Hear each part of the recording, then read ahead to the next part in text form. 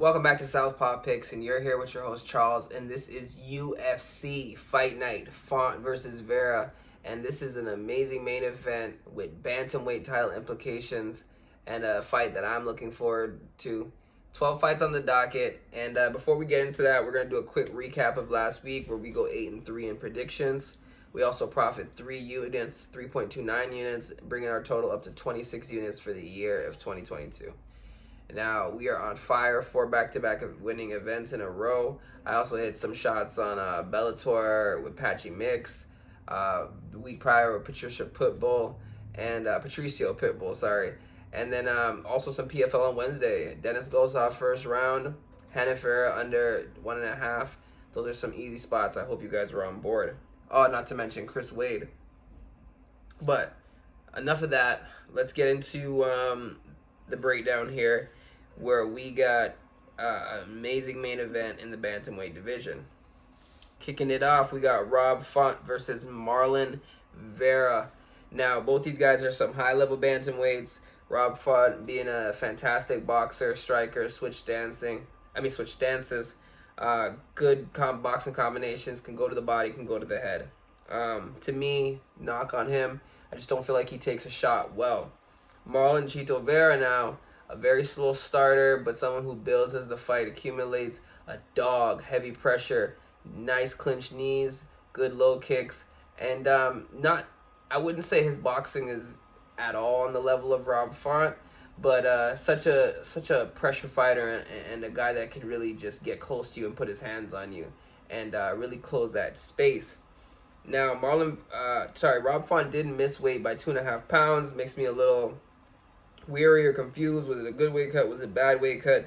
How's the hydration process going to be? But in a situation like this, I was already looking at Marlon Vera, and I like Marlon Vera to win via 4th round, 5th round rear naked choke. A fight that he is probably going to be losing the early portion of the rounds. If you like him as a betting spot, maybe you look to jump on him maybe in round 2, round 3, and take him to get the finish. I do feel like 25 minutes is a lot of time for Marlon Vera to implement his pressure style and get the finish here over Rob Font. Marlon Vera, 4th round, rear naked choke. Moving on down to the co-main event, we got Jake Collier versus Andrei the Pitbull Arlovski. Listen, I'm not going to get too fancy with this. You got a guy in Jake Collier who's a blown-up middleweight, putting out fun performances. You see, he ran through Chase Sherman, a guy that's about to get destroyed as well this weekend, and then having close competitive fights with Carlos Felipe. Beating John Vellante, but Chris Barnett finished John Vellante. He's not in that right headspace to really call that a W. Andrei Arlovski is coming here winning 4 out of his last 5, only dropping a fight to Tom Aspinall most recently. He's a guy that I've been rolling with in this last 3-fight win streak here, and it's a guy I'm going to continue to roll with. I just feel like he's the natural heavyweight. He's the guy who's been fighting at this weight class for his whole tenure, and I don't think Jake Collier, blown-up Jake Collier, has enough in the tank to clip the chin of Andrei Arlovski. And if he can't clip the chin of Andrei Arlovski, then we are going to see another Andrei Arlovski win by decision, staying on the outside, landing heavy shots when he needs be, and then clinching up when Jake Collier gets too frisky. Andrei Arlovski via unanimous decision. Moving on down, we got a featherweight matchup between Andrei Touchy Fili versus Joanderson Brito. Andrei Fili is a veteran in the UFC. He's been fighting for a very long time. He's got decent striking, very long and rangy for the featherweight division, and he's a good counter wrestler. On the other side here, we got Joanderson Brito, fresh off the Contender Series and dropping his UFC debut to Bill Algeo. I had a play on Brito in that spot, and I was pretty disappointed in how he didn't manage his energy levels very well and was allowing Bill Algeo to put on a veteran performance here. Now, I do believe that was a few months ago. I'm not sure how much improvement Joanderson can have, but I do believe if he manages his energy reserves that he could be a decent spot here at the plus 200 number. But I can't get there with him yet. I just don't believe he's going to make the right decisions here in this matchup, and I do believe a veteran like Andrei Fili will do just enough to get away with the victory here. I'm going to go Andrei Fili by unanimous decision. Moving on down, we got a lightweight bout between Jared Flash Gordon versus Grant KGD? Grant Dawson. Former Glory Fitness product, fighting out of ATT now. This is his first camp out of ATT. He is filling in this fight on short notice. Jared Gordon was supposed to face Rafael Alves out of MMA Masters. Jared Gordon is a guy that I've backed in his last 3 fights. And it's been good money, man. This Joe Selecki fight was a bit sticky, but it was a fight that I was pretty confident in here. And a similar matchup going up against Grant Dawson, a primary grappler, and someone who can be, put on Queer Street when he's gassed out in these later rounds. Now, Grant Dawson, I tried to fade him again with Leonardo Santos, which wasn't a good play of mine. A matchup that was close enough, in the sense that I did agree with the fact that Leonardo Santos would put up a good fight, but Grant Dawson does get the finish in the late seconds, regardless of how the fight was going early. Now, he's also coming off a draw where he won the first 2 rounds and then gets 10-8'd in the 3rd round and nearly submitted. Grant Dawson has showed an ability to gas out late, and Jared Gordon is a guy with a good gas tank. Now, does Jared Gordon have the physical strength to really put on that damaging blows needed in the 3rd round against Grant Dawson? No, I don't think so. And I do believe Grant Dawson probably could win the first 2 rounds and then, just hold on for dear life in the 3rd, avoid a 10-8, and win this bout 29-28. So as much as I do love Jared Gordon here as a dog, and he's been someone that I've been riding a 3-fight win streak here, and also too, knowing the fact that I've been trying to fade Grant Dawson, I don't think this is the spot to do so. And I'm going to go with Grant Dawson to win via unanimous decision, getting a takedown in the 1st round, getting a takedown in the 2nd round, maintaining control, and getting out of there. Moving on down here, we got a featherweight bout between Darren the Damage Elkins versus Tristan Connelly. Now, Tristan Connelly, I'll start on this side. He's someone I can't really get a fantastic read on. He's only had 2 fights in the UFC, and he's faced Michael Pereira and he's faced Pat Sabatini. One of those fights in which he fought at 170 to the fight on short notice. Pereira just did a whole bunch of unnecessary actions, gassed himself out, and Tristan Connelly was able to ride top control and win that fight. And then he comes back, makes a featherweight debut against a guy in Pat Sabatini, who, I love Pat Sabatini. He's a dog and a great grappler in the featherweight division. On the other side here, we got a, longtime UFC veteran in Darren Elkins, kind of like Andrei Fili up the card, fighting out Team Alpha Male. But man, oh man, did Darren Elkins look horrible in his last fight when Cub Swanson put the hands on him, shook him up. He wasn't wearing the shots well. He's been someone who's just been actively in wars over the years. And as you can see here, 4 months ago, that was a scary knockout. Then 8 months ago, he's very active. I'll give him that, right? Very active. What was this? 5 fights in nearly 2 years. Great competition. But I gotta say, in this situation here, Tristan Connelly has gone up against 2 opponents that are better than Darren Elkins, in my opinion. He's 1-1 in each.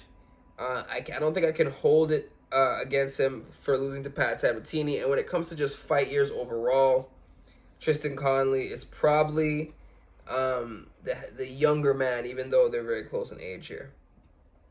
The chin worries me on Darren Elkins, but I just don't think Tristan Connelly has enough power to test that chin. I think we're going to have a close matchup here. I think it's going to be a split decision, a fight that could go either way. So in my opinion, I guess you should take the shot here on the plus 150 dog in Tristan Connelly. Ride out top control, get the better of the exchanges, and get the judges to be on his favor when it's time to read the scorecards. I'm going to go with the dog here in Tristan Connelly out of Canada. Moving on down, we got a fight here. GM3, Gerald Meerschaert, who's coming off a 3-fight finish streak against Krzysztof Jotko, who's won 4 out of his last 5. Couple split decisions in there. 1 loss being to Sean Strickland, who is top of the division. I did take a shot on Dustin Stolfus against GM3. I like the odds, and I was willing to play those odds. And Dustin Stolfus was in the position to win that matchup. Bad IQ, bad mistake. GM3 gets the rear naked choke. I believe it was rear naked choke. Yes, rear naked choke in the third round and continues his win streak here. Now, I like Krzysztof Jotko. He's very well-rounded. He's got great takedown defense, and he's able to play on the outside. He'll have the speed advantage here against GM3, and I do believe he has good fight IQ, so he's not going to be making mistakes in there. He's not going to gas out like Gerald Meerschaert's former opponents. Now, a lot of respect has to be put on GM3's name. He's got the most submissions in the middleweight division. He's up there when it comes to finishes in the UFC. And I think almost majority of all his fights that he's won have been finishes. But Krzysztof Jotko is someone who's going to get finished by the hands, not by a submission. And I just feel like he's going to outpoint GM3 30-27 in these close rounds, but ultimately winning out each round by just being slightly better in positions. I'm going to go with Krzysztof Jotko, and I like him as an official play this week. Moving on down, this fight was scheduled for last week. Chase Sherman obviously had a bit of an injury, so we didn't get to see this matchup.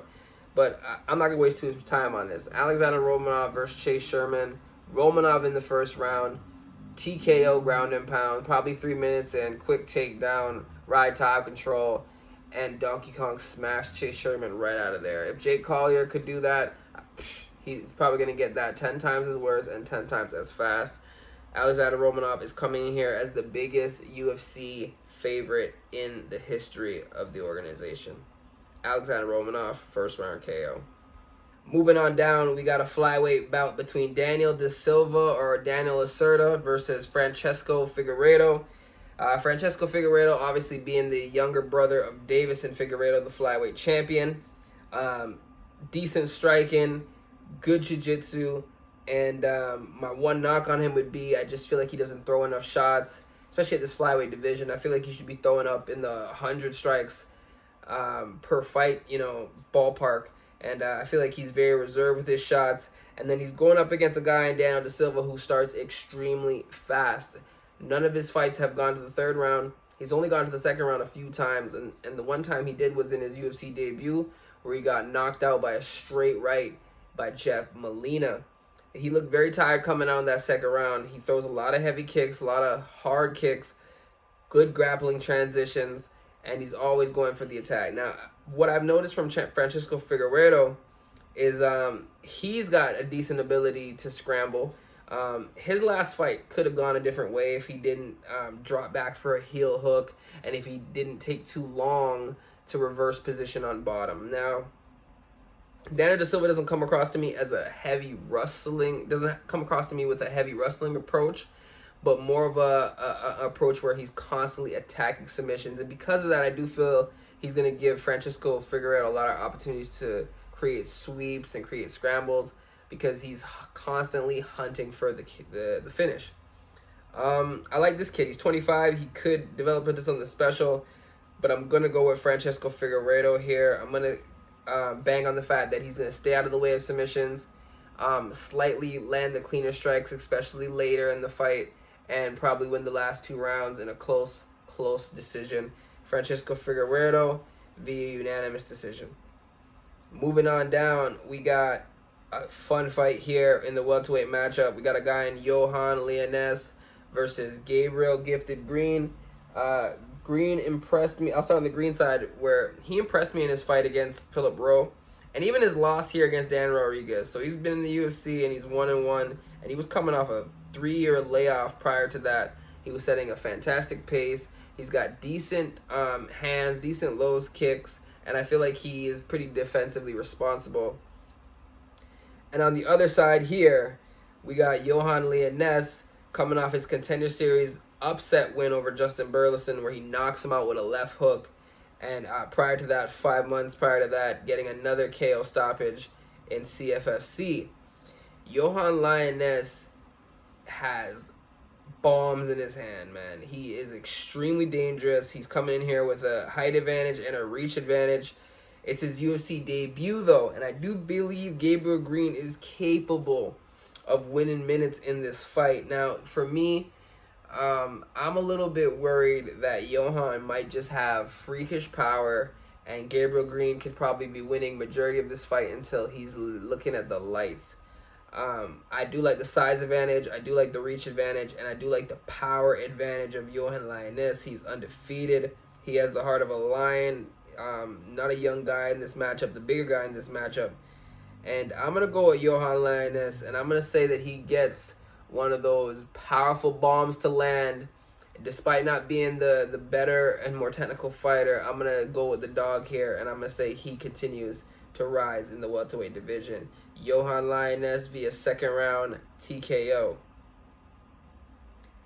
Moving on down to lightweight bout between Mike Breeden, the Glory MMA product, versus Natan Levy, fighting out of Syndicate MMA.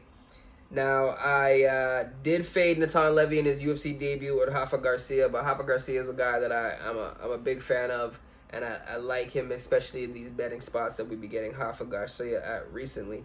Mike Breeden made his UFC debut. He got finished in the first round against Alexandr Hernandez. Prior to that, coming off a 2-fight win streak. He's got decent hands, decent pressure fighter. But in this situation, I think Natan Levy is the way to go. I think Natan Levy is just a physically better athlete. He comes in here with a decent striking background, and he has a good grappling game. Now, we've heard a lot about Natan Levy through the grapevines. He looked very dominant in his Contender Series matchup, and then really ran up against a guy in Rafa Garcia, who was a tough UFC debut. And even in that matter, he was able to keep up with the pace of Rafa Garcia. He was able to hang in there despite the abilities of that opponent. And I do believe in a matchup here, I believe Rafa Garcia is probably minus 250, minus 270 against Mike Breeden in a fight that Natan Levy was fairly competitive in. I think Natan Levy finishes this fight in the second round via rear naked choke, and he's a spot, even though 6-1, I've always said I don't like to bet on fighters that, have less than 10 fights at least. But I think in this spot, Natan Levy is a safe play, and I'll be taking him to win by submission in the second round. Moving on down to my favorite spot on the card. Scary as it sounds, because this is a sketchy card. Gina Danger Mazany versus Shanna the Shanimal Young. And this is a flyweight bout. Shanna Young coming in here, losing 3 out of her last 4. And Gina Mazany exchanging win-losses for the last few years.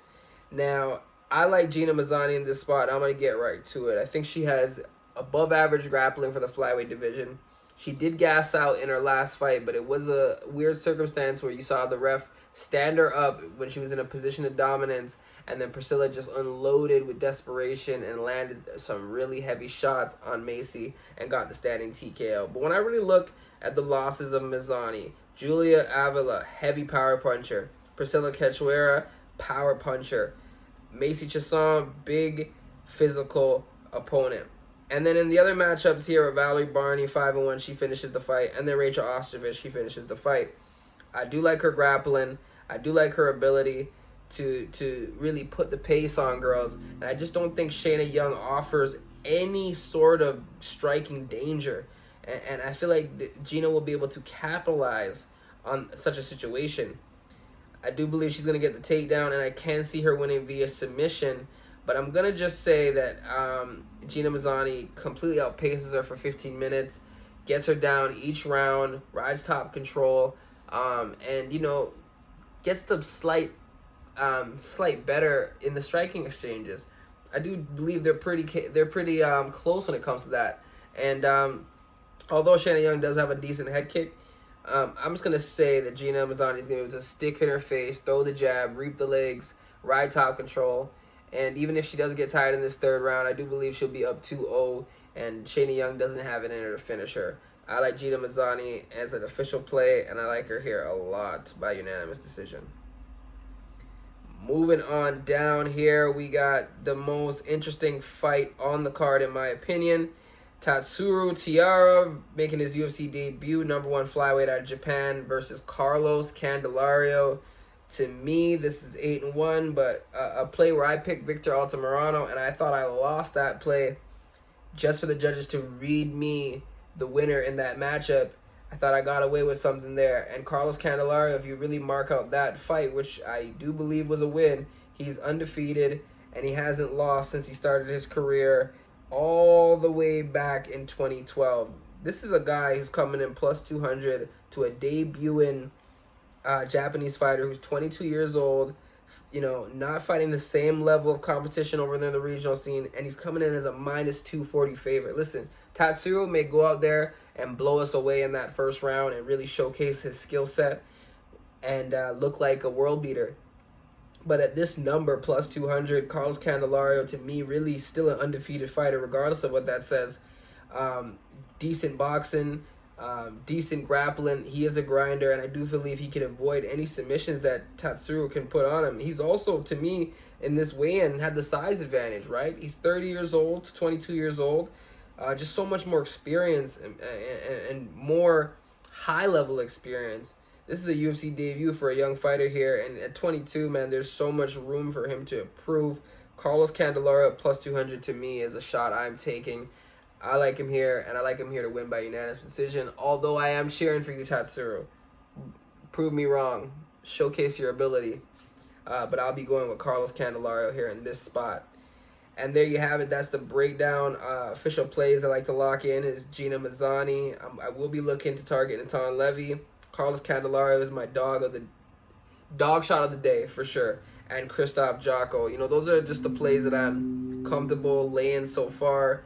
And obviously I will be having a shot at Marlon Vera in the main event. I just want to thank you guys again for coming here and stopping by at Southpaw Picks. Wish you guys all luck on your plays if you fade or you follow me. And yeah, we got a big pay-per-view next week with way more notable names, much more favorable matchups. So we don't got to go crazy on this card. We're up 26 units. We're up 26 units. We're going to play this straight up and safe. Don't overexpose ourselves and enjoy the show. So like I said, Gina, Natan Levy, Krzysztof Jotko, Carlos Candelario, a couple spots that I'm looking at there. And once again, thank you for watching Southpaw Picks. See you guys next week, and catch you later.